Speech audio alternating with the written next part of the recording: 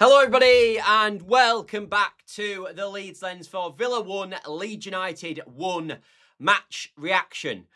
And I do feel, I must admit, like in context, this is a good point. Away at Villa, fantastic point. They've been brilliant at home this season. All that is true. But I don't know, my feeling coming out of the game is just that what could have been. And I just feel like I've seen that game now so many times away from home. And that doesn't mean that it's not a good point, and it doesn't mean that I wouldn't have took a point before the game, and it doesn't mean that I didn't think we were going to lose the game before the game. But I do believe, and maybe I shouldn't have come on with this negative viewpoint, maybe you guys will disagree, but I do genuinely believe that if we do get relegated this season, it's games like that that are going to cost us, if I'm being honest. Like, we have now been in a position, away at Everton winning, away at Newcastle winning in the last minute, away at Villa winning basically the last minute, and together with them 3 games we managed to get 2 points, and we should have had double that at least double. And I felt today, to be honest with you, that I thought we were good in the first half. Stack's got a fantastic free kick. And then I thought actually when the Villa came out, I thought second half pretty well, but I thought we coped with it. And then I thought they got really good between sort of like the 60th and 80th minute. I thought that period, they were fantastic and maybe should have scored. Stack made a great block. Dowler made a really good save. They had a goal disallowed. They hit the post and they had moments. But then actually in the last 10 minutes, it didn't feel like a goal was going to come for Aston Villa. It didn't feel like it was going to happen. And I've seen sort of Everton go there, get a 1-0 win. I've seen Brentford go there, get a 1-0 win recently. And that's why fundamentally them 2 teams are higher than us in the division. Not because they were far better probably in the game against Aston Villa, but because they managed to just hold on at the end and get out of there with that 1-0 win, which Leeds United just seemed unable to be able to do. But I actually thought they would today. I did. When it got to about the 85th minute, I think they're going to go on and win here 1-0 because it just didn't seem like it was going to happen. And then I must admit, as much as sort of Villa are a really good team and they are, to concede from a set piece is just so frustrating. Now, as I said, look, I think people are going to be. I think, look, this is an instant match reaction after the game, and the matter of the fact is, we conceded in the 89th minute, and there's still 6 minutes to make sure we don't concede, and we didn't do. And fair play to the team for that. And also, we've backed it up now with a fantastic point away at Chelsea. And let's be totally honest, people. We'd have all taken a situation today, going into today, getting a point against Chelsea and then getting a point at Villa. That is without saying, and doesn't mean we're not in a good position. I just feel like it could have been more today because I don't think they were that good today. And I think you've seen the fact that they've struggled in home games recently as a testament to that. They beat Brighton with literally the last kick of the game with Tyrone Mings, where they weren't particularly good and didn't look like they were going to score. As I said, they drew at home with Brentford 0-0. Lost 1-0 at home to Brentford, who had 10 men, by the way, and still saw it out. And they lost at home 1-0 to Everton. And I think that kind of shows sort of where we are. And as I said, if it hadn't been on the back of these back-to-back games away from home where I feel like we should have got more, maybe I'd be more optimistic. And it's, as I said, it's not a bad point, and I want to confess that. I don't want to say it's a bad point. I just think you have opportunities in games where game state dictates naturally, but also you get opportunities that get gifted. Like there's a situation today on another day where we're 3-0 down on the 85th minute, and it is what it is, and we've lost, and that's how it is. And that could have been how it's gone today, and it didn't go like that because they put in a really good performance. But I just feel like we just put a lot of pressure on. It's like on our home games now to make sure we win because we just never win away from home. And that's another game where I think we could have won away from home because of where we found ourselves and the position we found ourselves in coming the 85th minute. And again, I feel like we just found a way not to win the game somehow. But you know, look, we're in a good position, and that's all true. But I don't know. It's just frustrating to me a bit. It's just frustrating to me a bit. Day says a point against Chelsea and Villa is good when you think about it. Farke is so predictable. I'm happy with a point, but we could have won that. We need the wins against Burnley, Wolves at home. We do. And as I said, I don't want to come on here and pretend that it's not a good point, and I don't want to come on here and pretend that it wasn't a good point. And I wouldn't have taken a point before the game. Of course I would. Of course I would. But when you're in the 87th minute, that is an opportunity then to win a game. That's almost a better opportunity to win a game than when it's 0-0 and Wolves in the first minute of the game, because the game is there to be won at that point. We've basically set the scene for a win. We've done everything we need to do. We've set the scene for a win, and we've just let it slip again at the end. And if this hadn't happened throughout the season, maybe we can look back on it and go, oh, well. But it's just happened religiously throughout the course of the season now, to the point where I think fans are sick of getting it. And I think that's why the negative situation has come. That I think we will see after this game, because we've just seen it so many times. Day says, we need to build on the squad we stay up. Every team's bench always the upper hand when it comes and changes the game. Yeah, look, Villa have got a better bench than Leeds United. They've got a better team than Leeds United. They are a better team than Leeds United. That is all true. All of that's true. And as I said, that's why a point was a decent result for us today. But it doesn't change the fact that you feel like you're in that position, and then you've got to capitalise on being in that position in that moment. And I can accept it. I accept. We came on against Newcastle and we went, God, we were so unlucky there not to get out of things in the game, and that's all fine. But when it happens so many times, like I feel it has happened with Leeds United, it does start to get to a point where it just boils you a bit. And that's why I feel slightly more deflated than I could have done. Because also, I do feel a bit like, had we won today, I just feel like that would have been it. And like, you look at Brighton today, and the reason they're a few points ahead of us now, even though they've been on a pad run, is even though they're playing a really tricky game, Brentford away, they get themselves in a good position, they get themselves 2-0 up, and they win the game. And I think that's kind of what we're missing. I think Everton do that, and I think Brentford and all these teams do that. And if we're trying to progress ourselves as a football club, they're the sort of games we've got to try. We've got to find ourselves in that position, and when we get in that position, take advantage of it. And I just don't feel like we've done that enough. York says, Farke's game management costs us again. What's the point of Buonanotte coming in, a new manager, whichever league we are in? Right, I disagree with this categorically, and I knew this was going to happen. What would you have done? Because Buonanotte was absolutely terrible against Birmingham. Why on earth would you bring him on today? That is nonsense to me. I just completely disagree. And me and my brother and dad were talking about this while the game was going on. And I'm looking at it, and obviously brought in a Metron, which I thought was a positive change at the time. And he actually should have scored a goal. And had he scored that goal, obviously they'd won the game again. But what could Farke have actually done? Because if you're telling me it's Buonanotte would have won that game, you're having a laugh as far as I'm aware. That is nonsense. So if someone could please tell me what Daniel Farke, the change that you would have made that would have been different, that meant we would have seen that game out, I would love it to be enlightened. And we can have a talk about it. But if your best suggestion's bloody Buonanotte, I mean, do me a favour. He was literally diabolical. If we'd have bought on Buonanotte and we'd have conceded a goal, everyone would have gone, what the hell is he doing? Like myself. We can't be saying that. I like Farke, but we need a top manager to kick on. Yeah, look, I think that's going to be a question. And we talked about Farke a lot yesterday, didn't we? And I think it just annoys me because I feel like as soon as we concede a late goal, everyone just points at Daniel Farke. Why do we never point at the team? Why is it never a leadership issue? Why is it never a defensive issue? Why when we concede a goal from a corner in the 89th minute, is it just all Daniel Farke's fault? Why is that? Because that is our fan base at this moment, and that happens all the time. We never ever criticise the team. It never happens. Why aren't we blaming the Metcha for missing a sitter? Do you know what I mean? I think there's got to be. It can't just be Farke all the time.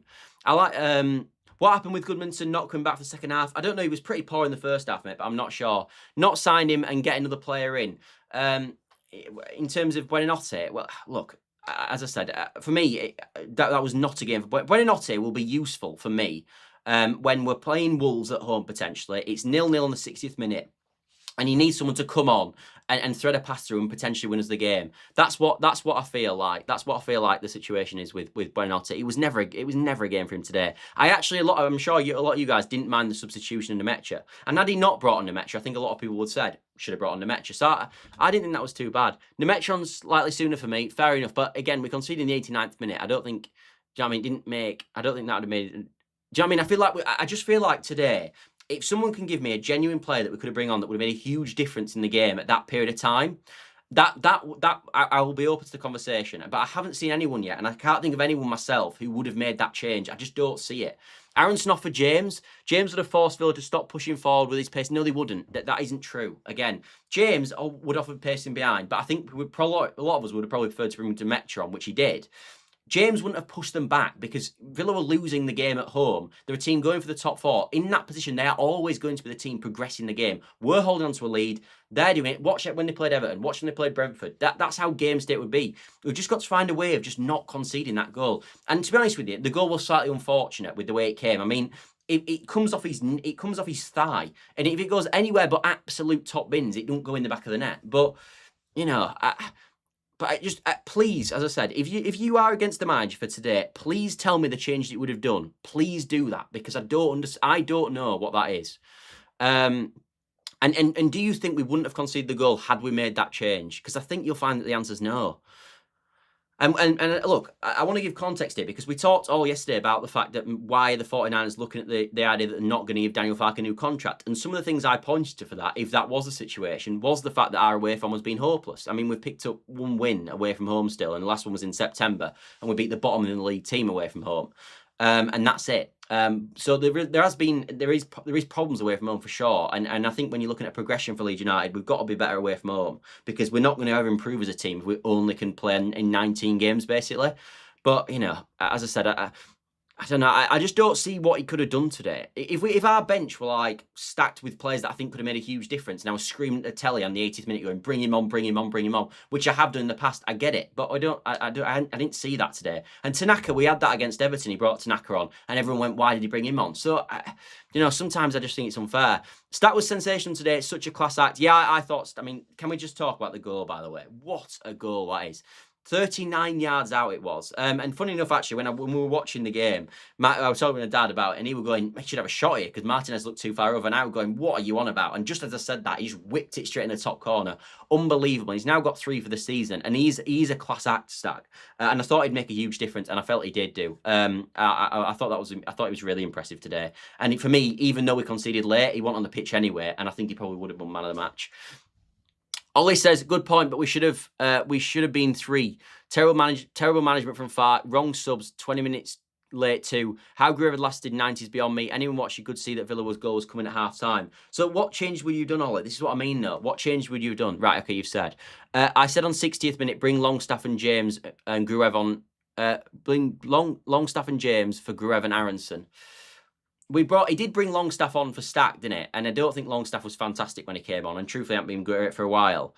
And is it now Dan James? He's the new player that we kind of think is going to change the world. I don't know.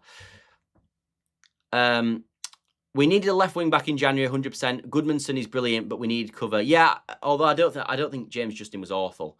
Michael says, people that blame the manager and Farke don't know football. Just an easy shot across the bows. They should go back to bed. Sadly, you're always going to have Farke out. Me personally, another great point away towards safety.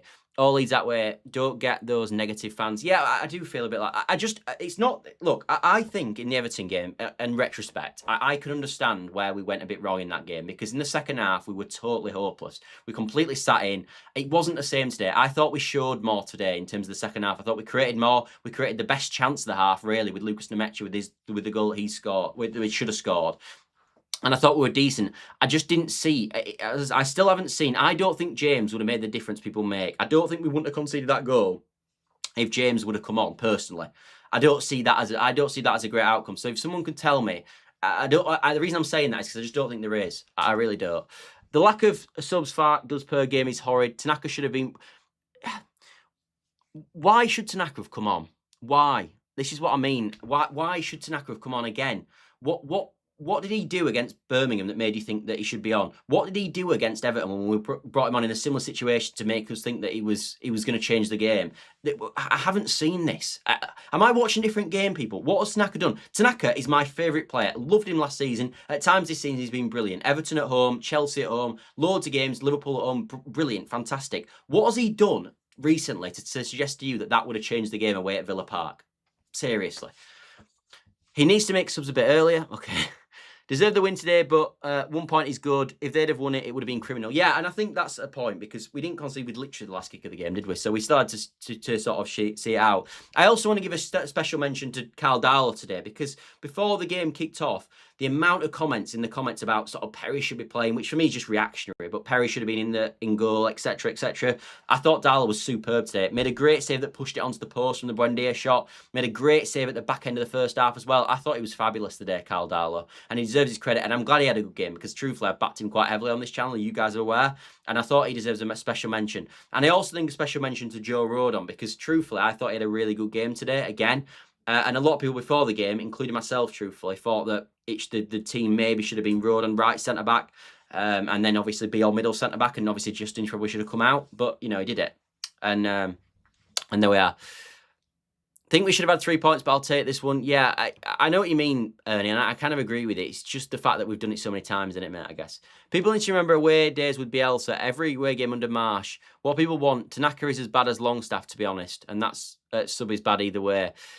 Yeah, but again, with this as well, when we're talking about these players coming off the bench, in my opinion, we do this a lot where we players come off the bench, they don't play well, and we blame Farke. At what point do we go, well, Longstaff's got up his game? Longstaff's got, when he comes on the pitch, he's got to be better. At what point when Tanaka comes on against Birmingham, he's crap, and we go, well, Tanaka's got to be better. He's better than that. Why is he playing so crap? Why do we never have them conversations? If Tanaka plays badly, it's just, oh, it's Farke's fault. It's Farke's fault. Why is it that every time? It just frustrates me, as you can tell. Why are you laughing at my comment? I don't think I was, mate, but probably because it was daft. No, I'm joking. Rare says, at least Dan James should be there. He hasn't had the chance since he came back. Yeah, but he's only been back a few weeks, hasn't he? Anyway, look, I think truthfully, in reflection of the game, decent point away from home, a point closer. Obviously, we've got West Ham versus Bournemouth now at 5:30, which, please God, let's hope Bournemouth can get something. And if Bournemouth get a draw or Bournemouth win the game, what a weekend it's been for Leeds United. What a weekend. And worst case scenario, even if they lose, at least they're only making up 2 points and not 3. So not the worst result in the world. Could have been much worse. We could have easily lost the game 3-0 today. They're a miles better team than us, as the league states. And we are playing away from home. So all that is good. I just feel though that on another day we could have seen it out, and I just feel like we just seemed like we just can't see out these games, and that does for the life of me. But I do think that the all-round performance outside of that was really good, and I do think the stack free kick was also really good. Anyway, thanks all for watching as always, and I will see you tomorrow as we talk all about sort of probably what's happened with the West Ham game, what's happened with Forest, etc. It'll be a sort of a relegation recap like we always do on a Sunday evening. So I hope you enjoyed that as always.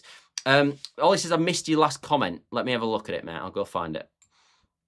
I said on 60 Minutes, bring on Longstaff and James for Grieve and Aronson. I'm sure I responded to that, mate. But yeah, I mean, truthfully, Longstaff came on and didn't make much of a difference at all. I think Stack probably had to come off because he's obviously just coming back from injury. And we didn't want him getting injured late on. Like that's what we had with Okafor last week. And James for Aronson, well, he did Nemecha for Aronson, which I feel like had he done the other way around, say he brought on James for Aronson, I think everyone would have said, why did he do Nemecha for Aronson? So I don't know. I get what I do get the management with Daniel Farke. I'm not blind to it. I just think today I don't see a different player that we brought on that would have changed that. I don't agree with Tanaka. He brought Longstaff on anyway. I don't agree with Dan James. I don't agree with these. I don't think these. I think the result would have been the same if he'd have brought on all the players that you're suggesting. That's all I'm saying. Even if Stats got the free kick, he was not great in my opinion. I disagree. I thought he did all right, and he made a fantastic block in the second half as well. Anyway, thanks all for watching as always. Apologies to come across negative. I just when I'm already frustrated, and then you get more frustrated, it's just how the sort of situation goes. But anyway, thanks all for watching, and I'll see you tomorrow as we talk all about relegation. And if you could drop a like, subscribe, all that good stuff. I imagine I'm gonna get quite a few dislikes on this video, so if you could help your boy out, I'd appreciate it. See you later then. Bye for now.